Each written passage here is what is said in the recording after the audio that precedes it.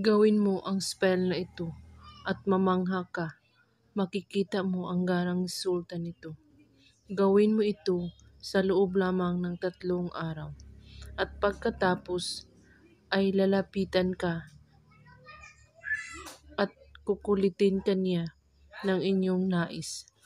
Kunin mo ang larawan niya at titigan itong ng 11 segundo ng buong puso at puno ng pagmamahal.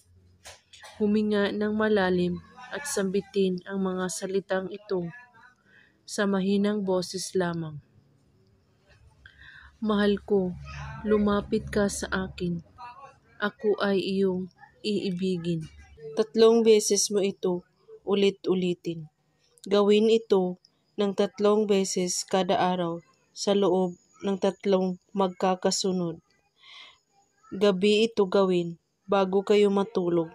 At ito ay may pinaghalong lakas at makapangyarihan na maghahatid sa inyo sa pag-ibig ay walang hangganan.